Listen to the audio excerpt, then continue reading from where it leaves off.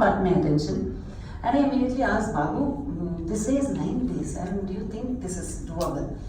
And then he said, why not? And suddenly we had this, we looked into it, and then it said some age bar and all that. Now Babu is going to yell at me saying, why do you want to disclose my age? But then unfortunately it was so that he was above that age bar limit. So, and unfortunately for Babu, I have never ever done many of my travels I have never done without Babu. I have never gone anywhere without him. So maybe fortunately for him, he was relieved.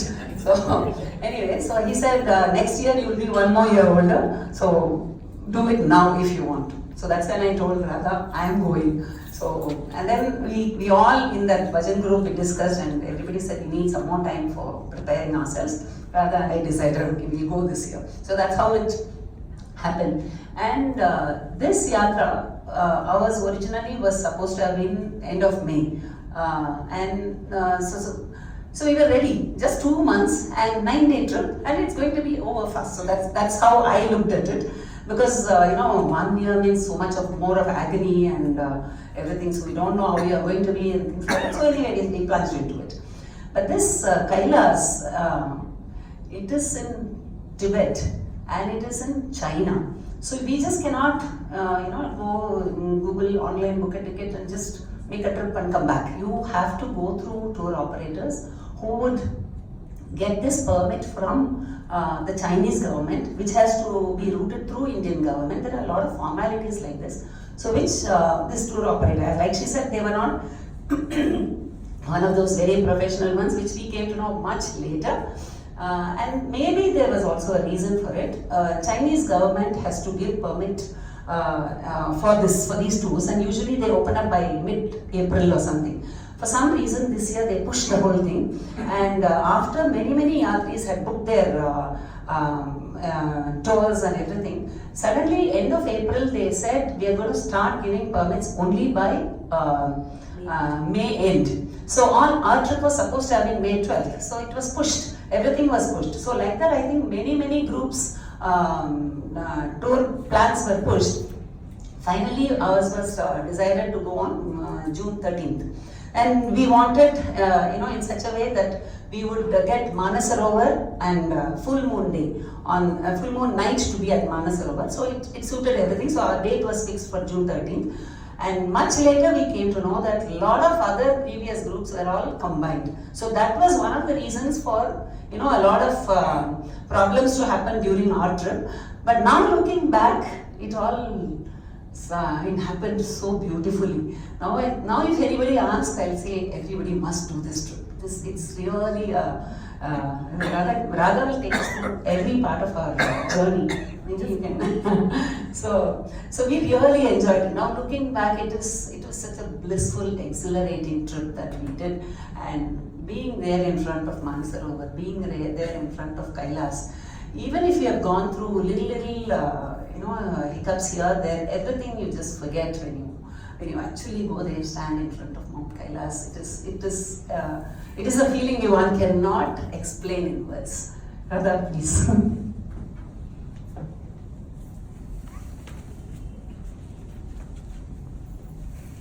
So as she said, we started the journey on June 11th from here to Lucknow, and we kept a day in between just in case there's a cancellation of flights, etc.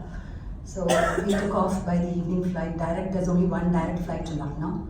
So we reached them almost midnight. Next day we went to the operators, the agency's office, to know who these guys are and whether they are really genuine or not. They seemed okay. They had a good office and people explained to us everything. So after that, we were supposed to have started our journey to Lucknow on 13th June at a spot near the Amavasi airport.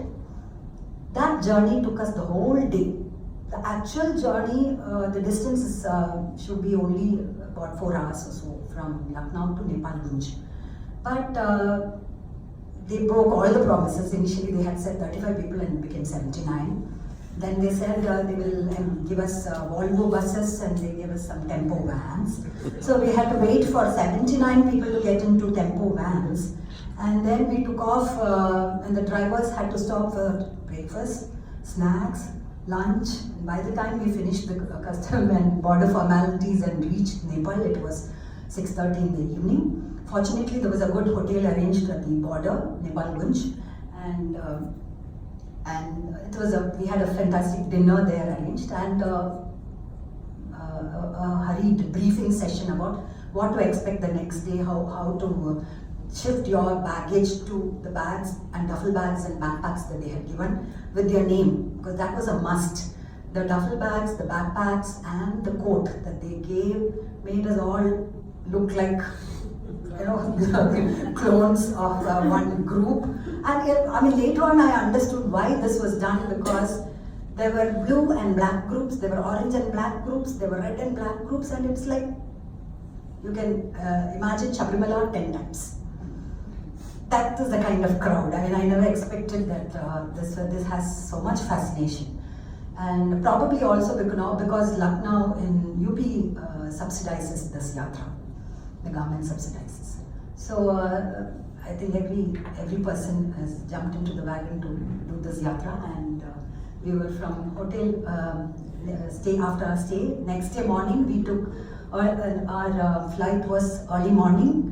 It was a twin engine aircraft, and later on we came to realize how much these aircrafts dependent on the weather conditions, because we had to go through mountains. The journey was simply superb. Each aircraft could accommodate about 15 to 16 people. So again, we had to, wait for all of them. And finally, we reached a place called Simikot, which was one of the most beautiful places in the journey, because it's surrounded by lush green hills and snow-capped mountains. It had a small airbase, and it's like it will beat our Ooty and Kodaikanal minus all the commercialization. So it was a beautiful place, and we had to spend some time there waiting for our chopper. And the airstrip is so beautiful. It's a tiny airstrip at an altitude of 3,500 meters. And from there we had to wait for our choppers. There were dozens of other groups going. And therefore, they said you wait for your red chopper. That took some time. Each chopper could carry only about 5 people.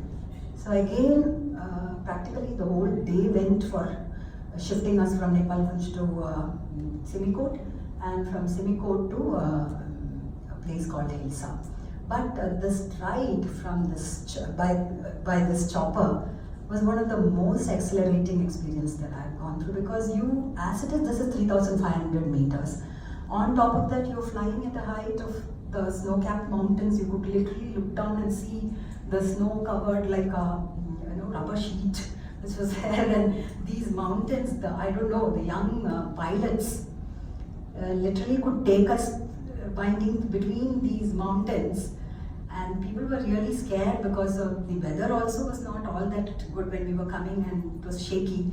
But I thought, okay, if I had to go here, I would go here than anywhere else, because it's one of the most beautiful Himalayan ranges. We're so proud of the range that we saw there, because Himalayas, the ranges are so huge. It goes on and on and on with brown mountains, sparsely small shrub mountains. Then you had snow-capped huge peaks, and the variety was awesome. So finally, after maneuvering the chopper through very narrow mountain ranges, we landed us at Hilsa. This is the border town of Nepal and China, just separated by Karnali River. And by the time the yatris got down, it was practically the whole day. We did not have a scheduled stop there. We were not supposed to be there. But then they showed us, there are only 2 kacha buildings there. And we showed us some rooms and said you have to wait. So I thought we had to wait for the other yatris. The rooms were good because they had very clean beds and all that. And fortunately, we were the lucky ones to get an attached toilet. But that attached toilet, of course, had no light, no water, no hot water, none of these amenities we take for granted. And only the genset worked for dinner. The rest of the time it was pitch dark. Fortunately, we had all those equipped with all those headlights. So anytime you wanted to go anywhere, you put on those lights and walked about, like, you know. And then finally, next day also there was no plan of moving us anywhere. So people started getting agitated and voices were raised. We didn't know why we were stuck there. Then somebody said your passport has to come, and that got delayed. The guy bringing the passport lost, he missed his flight, or the flight was cancelled, etc. So one night we will spend like that. The second night, again, this guy is not coming. Our passports are with him, and this is a absolutely dull place with nothing except cold and barren mountains. So the maximum you could do sightseeing was this dirty Karnatali river. It was dirty because the water, I think, washes away all the muds, and the snow was melting and it was in full flow, and nothing else there. And by then people were so agitated, they started calling up the Lucknow fellows, and one lady representative came. Then we knew that this Lucknow company had tied up with an Indo-Nepal company. The name of the company was Indo-Nepal Tour Company, and this lady, Mrs. Tucker, was part of that. And then we realized that they were that agency had also booked 49 other people, and they were waiting to ship them into Hilsa, and we were waiting for them. But by the time the third day was over, second day was over, there was practically no provision left. The cook closed the kitchen and went away saying, I don't have provisions, so there's no shops to buy anything. Fortunately, our good Samaritan here got in and ransacked the place and found enough ingredients to make upma for everybody, and saved the day for everyone. The next day we decided whether there was passport or not, we are going to cross this bridge. You cross the bridge, you go to China. So they didn't have any option but to let us through, and there too we had to wait for the whole day. The Chinese immigration, from then onwards your vehicles cannot be taken. The Chinese has to decide when you travel, where you travel, everything, and they sent the vehicle by mid-noon. By then we were scorched and black in the sun. We had to wait there.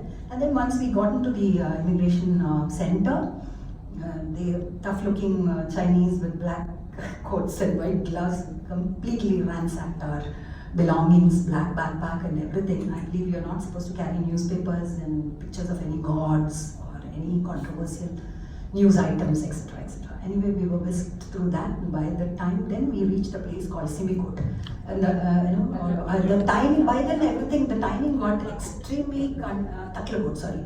The timings were completely confusing for us because we had Indian time here, and then it was Nepal in the border. Then the Chinese time is, though it's just a border which you reach there in an hour's time, but the timings were completely different. So we went there thinking it is almost midnight our time, and we had not had anything, food. So tempers again were flying because the food was not served, and it was just a lodging there, and food was coming from somewhere else. So anyway, we were one of the few lucky people again to get a bedroom with an attached toilet.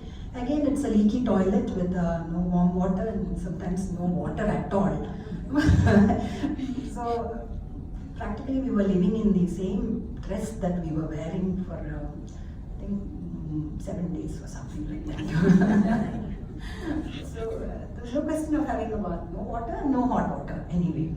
So at Tatlagod, again, this is the place where we had to get an acclimatization, because this place is very, very, very cold. But the markets there were very beautiful, so we went because we didn't have anything to do, we went for a tour of the place. Completely taken over by Chinese, and they are constructing there like no one's business, constructing garment, administrative offices and flats and roads. So it was very dusty and dirty. So you can see every shop had only Chinese. You couldn't see Tibetans, though this is a part of Tibet. You just couldn't see Tibetans anywhere. Chinese are the least cooperative of any nationality you can see. Anyway, the market had a lot of fruits, and after eating that, the second day we started our travel to Mansarovar. That was just about an hour and a half journey, and it was very beautiful because you can see the range of mountains on both sides, practically uninhabited places. And finally, we reached the Rakshasthal. Now, this lake has both the Rakshasthal and Mansarovar lakes have a lot of myths associated with it. Initially, these two lakes were supposed to be one. Because of some geographical movements, they were separated. But the difference today in both these lakes is so stark that you can't believe that they were one at one point of time. They're just, one is, Rakshasthal is crescent-shaped lake, whereas Mansarovar is a circular lake. And Rakshasthal it's a beautiful lake, it's absolutely dark blue, and you can actually see the reflection of the sky and the clouds on the, but no bird, no human being, no shrubbery anywhere around.